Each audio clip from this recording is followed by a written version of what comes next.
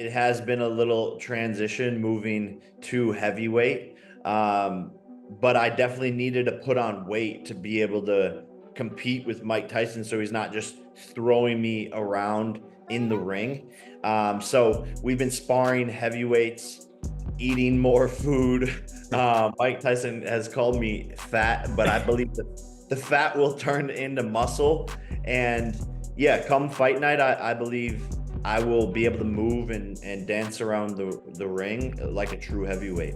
In a shocking new move, Jake Paul has reportedly threatened to cancel his upcoming fight with Mike Tyson. Meanwhile, Timothy Bradley, once a reigning world champion and now a boxing commentator, holds a distinct perspective on the altered regulations of the upcoming match. According to Bradley, the shift to shorter 2-minute rounds could play in Tyson's favor, granting him a strategic edge against Paul. Bradley said, "Mike Tyson, knock his out, baby. It can happen. 2 minutes is going to favor Mike Tyson, banging him to the body, hitting him with power shots." Bradley confidently asserts Tyson's capacity to deliver a knockout blow, particularly with his renowned prowess in unleashing devastating body shots. He underscores the enduring power possessed by seasoned fighters, suggesting that Tyson's formidable punching ability remains intact. With conviction, Bradley predicts a swift conclusion to the bout, courtesy of Tyson's formidable strength. He said, "Tyson has the potential to knock this man out. The power is the last thing to leave you. 2 minutes, that's all it takes to knock Disney Boy the hell out." Bradley appears adamant that Tyson would prevail, but his co-host Paulie Malignaggi expressed less confidence. Malignaggi believes Tyson's age will play a major role, saying that he doesn't want to see the guy get hurt, and that Paul is more dangerous than everybody's giving him credit for. Recently, Jake Paul received counsel warning him about the challenge of preventing Mike Tyson from closing the gap in their upcoming boxing match. Tyson previously engaged in an exhibition bout against fellow boxing luminary Roy Jones Jr. 4 years ago, which concluded without a scored outcome after 8 rounds. Jones has since reflected on the event, offering insights into the encounter. Jones recently told Shane Mosley, "If they fight a real fight and Mike is in shape, it's going to be really problematic for Jake. If he's not in shape and Jake doesn't get caught with big shots early, then he will win." He dissected the fight's dynamics, asserting that Jake Paul would avoid close quarters combat with Mike Tyson and struggle to maintain distance, given Tyson's ability to quickly close gaps. Reflecting on his own encounters, Jones conceded that while he once believed he could effectively keep Tyson at bay, he later found it futile, acknowledging his own proficiency in evasive tactics compared to Jake's. He theorized that Jake might have bulked up to offset his perceived vulnerability in keeping Tyson at bay.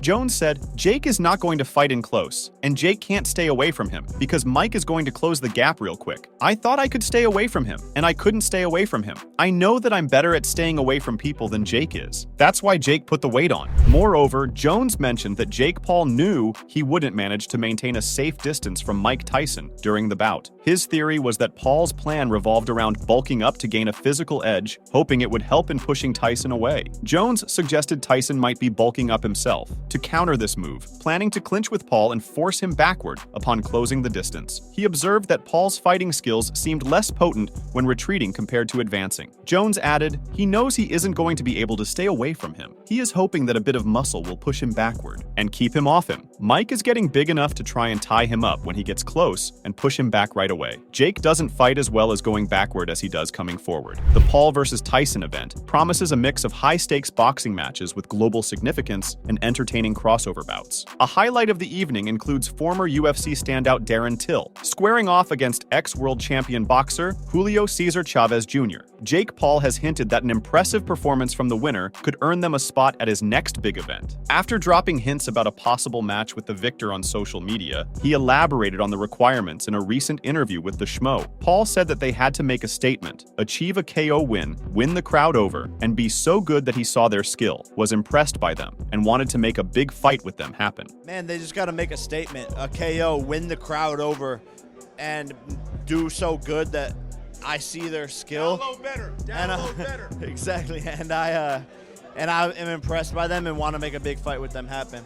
Till and Chavez Jr. have both shown interest in a match with Paul, but so far, the fight hasn't been arranged. It appears the British fighter is prepared to go to great lengths to secure that headlining spot for their next bout. Speaking with the Mac Life, Till was asked if he would get in the ring after Paul vs. Tyson, to which he replied, most probably with a pint. After the win with a pint, just jump in and having it. I probably will do that. He further added, I'm going to hold Jake Paul to it now. When I win, when I knock Chavez Jr. out, I'm going to get on the mic or whatever. I'll watch Jake's fight and I'll be right in there in the mix because I'm going to hold him to that fight now.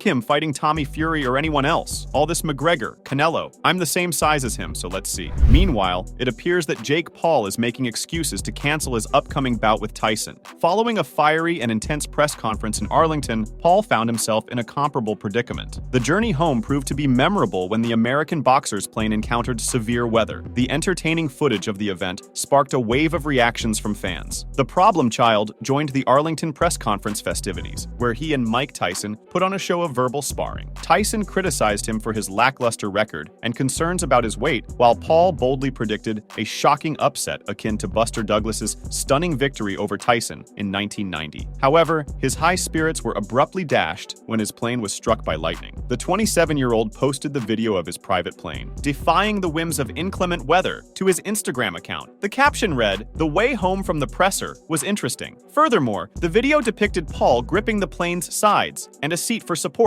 He was convinced that the turbulent weather was a result of a divine battle. He even invoked Zeus, the Greek god of lightning and thunder.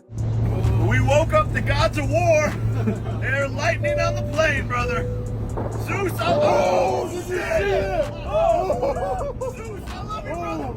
The supporters would then swarm the comment area with thought-provoking observations. One fan wrote, "My guy trying to fake his death so he doesn't need to fight." A fan compared the plane's lightning strike to the thunderous punches of the former heavyweight champion, Tyson, known for wreaking havoc in the boxing ring and systematically dismantling his adversaries. They declared, "First hit from Mike Tyson." Similarly, someone interpreted the lightning to mean that Tyson wasn't worth fighting. He might be facing an equally uncertain and hazardous destiny in the ring. The fan responded, "Warning from Godman, don't fight Iron Mike." Another fan hinted at the impending bout between Paul and Tyson and forewarned him of the dire consequences. They cautioned Paul, "Mike Tyson coming." With just a couple of months left until Tyson squares off against Paul, the anticipation is mounting for both fighters to enter the ring in prime condition. The spotlight is on Tyson as fans wonder how he'll bolster his endurance and handle the mounting pressure. Meanwhile, Paul faces the daunting challenge of leveling the playing field against Tyson's superior skill and power. However, according to Jake Paul, he gained weight in order to keep Mike Tyson from outclassing him physically during their boxing match. Paul, a contender set to shave off 3 decades from his opponent's age, has been tirelessly sculpting his physique to ascend to heavyweight status, boasting a purported weight of approximately 230 pounds, a figure reminiscent of Anthony Joshua's previous bouts. This social media luminary has openly confessed his aversion to being overpowered in the ring, especially considering his prior engagements in the cruiserweight division. Jake Paul told TMZ Sports that everything had been good, but there had been a little transition moving to heavyweight. He mentioned that he definitely needed to put on weight so that he was able to compete with Mike Tyson, and so that Tyson was not able to throw him around in the ring. Everything's been good, but it has been a little transition moving to heavyweight.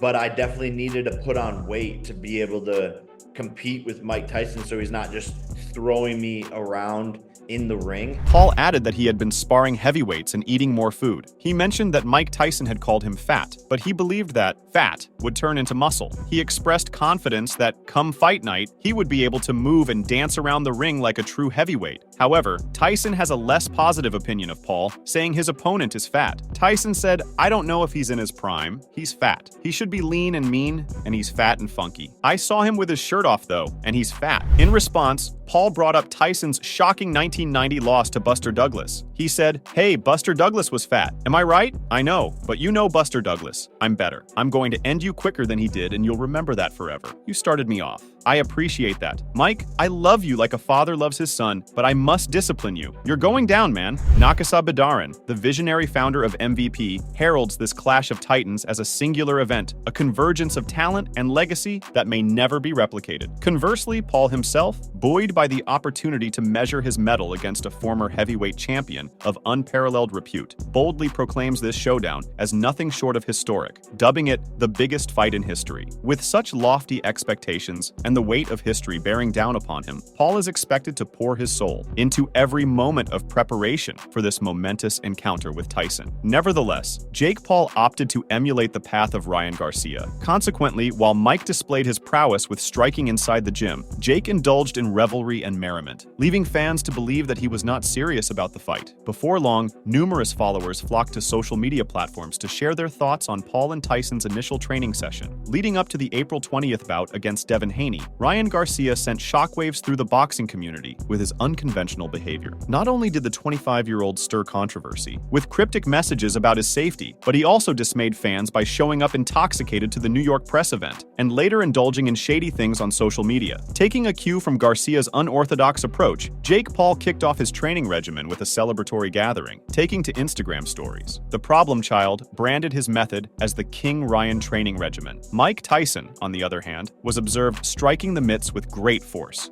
St. Mark's, day one of training. It's day one, the fun just begun.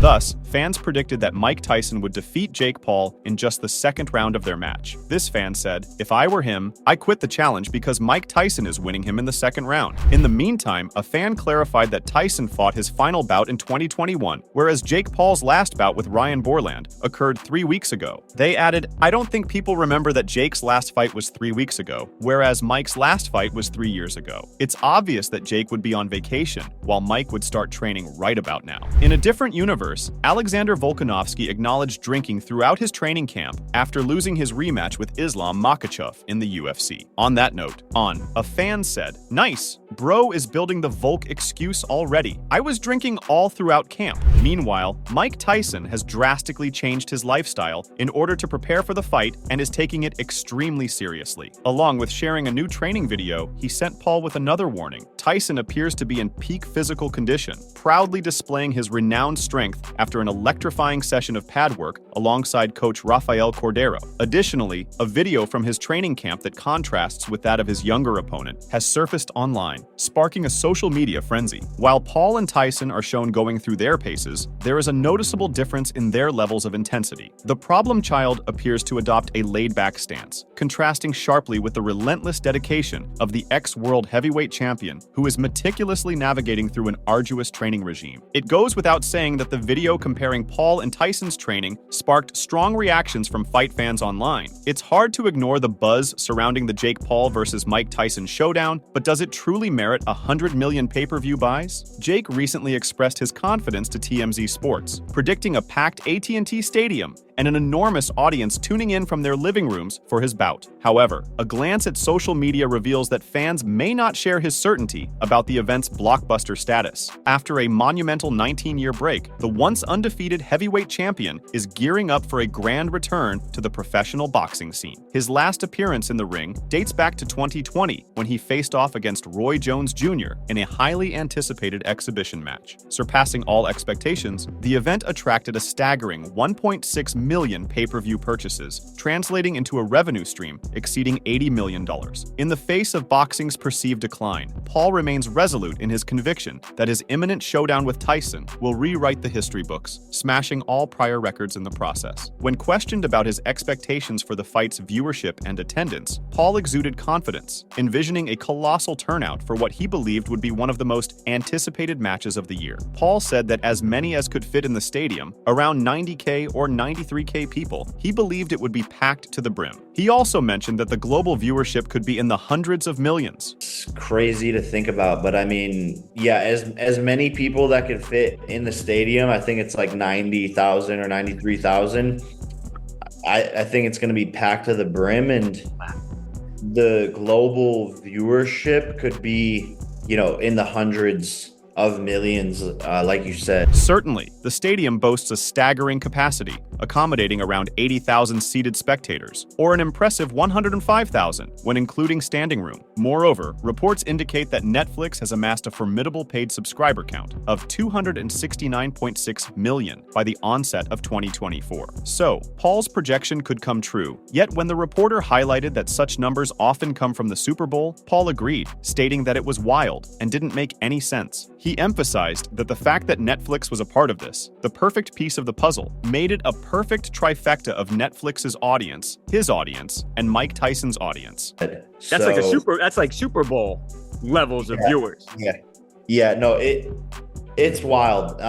It doesn't make any sense, but the fact that Netflix is a part of this is like the perfect piece of the puzzle. It makes this trifecta of Netflix's audience, my audience, and Mike Tyson's audience. Although Paul is confident in his ability to win the fight, supporters appear to think differently. Amidst Paul's widespread acclaim and the grandeur of the impending bout, supporters appear unconvinced by Paul's aspirations for millions. Critics went so far as to label the YouTuber pugilist as delusional, insinuating that Paul's ambitions for the fight are overly optimistic. Even with Tyson's immense renown, the prospect of reaching 100 million pay-per-view buys seems daunting, if not unattainable. Amidst the anticipation leading up to the event, Paul found himself compelled to refute allegations of potential manipulation in the fight, while his esteemed heavyweight counterpart reaffirmed his commitment to approach the bout with earnestness. During a recent interview, the enigmatic problem child faced a probing question about his willingness to deliver a knockout blow, even considering Tyson's seasoned years. Unflinchingly, he asserted his refusal to restrain his power. Jake Paul said there was no way he could afford to hold back, because if Mike Tyson had the same opportunity, he would definitely finish him in an embarrassing fashion. Paul acknowledged that he had to reciprocate that same energy, as Tyson was a killer, ruthless, and the most vicious champion ever. Paul emphasized that he needed to channel that Mike Tyson's energy to finish him, stating that the legend must fall. Absolutely not.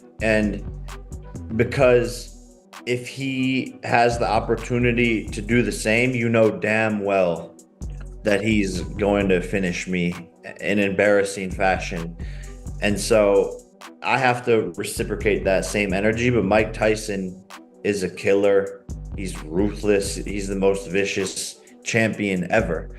And so I have to channel that Mike Tyson energy to finish him, and the legend must fall. When questioned earlier in the interview, Paul said without a doubt that this was the hardest challenge of his professional life so far. Paul added that moving up to heavyweight to face Mike Tyson, with his power, experience, and tenacity, was a significant challenge. He acknowledged that Tyson would undoubtedly pull out some veteran tricks he had learned throughout his career. Paul noted that fighting in front of all those people on Netflix made the stage challenging, and he would have to manage his nerves and excitement. He described this as his ultimate test of warfare, which excited him. Absolutely.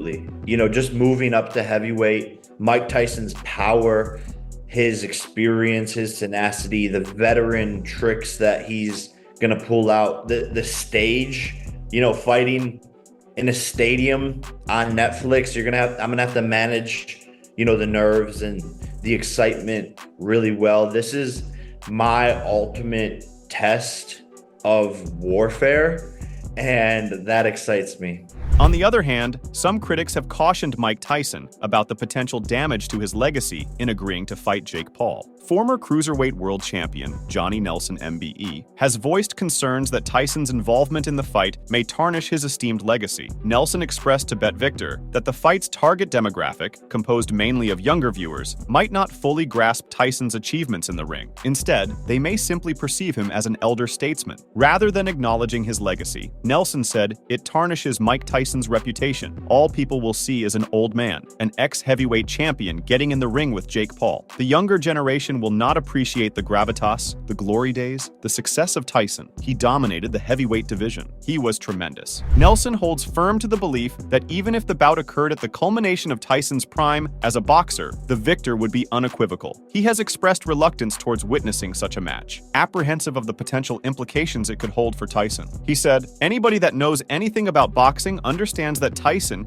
even at the back end of his career when he wasn't the boxer he was, would blitz Jake Paul. But now, Tyson is the same age as Jake Paul's dad. I don't want to see it because I don't want people to remember Mike for being turned over by some young kid." Nelson added that if Tyson lost, it would haunt him for the rest of his life. He expressed hope that Tyson would knock Jake out, but stated that he didn't think that was going to happen. In numerous sectors of the boxing realm, there's been ongoing scrutiny surrounding the legitimacy of the match, particularly heightened by Tyson's unusual request for 2-minute rounds instead of the standard 3. The Mirror claims that the former champion was questioned about why he intended to change the duration of the rounds. He said, "I wanted shorter rounds for more action. If we have shorter rounds, we'll fight more. More action." Amidst the whirlwind of excitement and anticipation, Nelson conceded that the anticipated $50 million payout awaiting Tyson upon entering the ring is an offer too enticing to resist. Nelson said, "Mike is doing it for his reasons. At 57 years old, if you're going to be earning $50 million, when are you going to come across those opportunities again? I'm quite sure Mike has justified it to himself." Nelson added that there were no benefits to the fight, stating that it would only improve Tyson's bank balance, not his reputation. He mentioned that Tyson would never reach the heights he did at the peak of his career and questioned whether knocking out Jake Paul was better than the fighters Tyson had previously fought, concluding that it was not. Nelson added, "There are no benefits to the fight. All it does is improve Tyson's bank balance, not his reputation. He is never going to reach the heights he did when he was at the peak of his career. Is knocking out Jake Paul better than the fighters he fought? No, it's not." The showdown is set to air exclusively on Netflix, adding an air of legitimacy to the event. The undercard promises a thrilling rematch between Amanda Serrano and Katie Taylor, battling it out for the coveted undisputed super lightweight title. Yet, amidst the glamour and anticipation, Nelson remains skeptical, doubting whether Tyson's motivation extends beyond mere financial gain. He said, "His reputation is a lot bigger than beating Jake Paul. Jake Paul is buying scalps to elevate himself.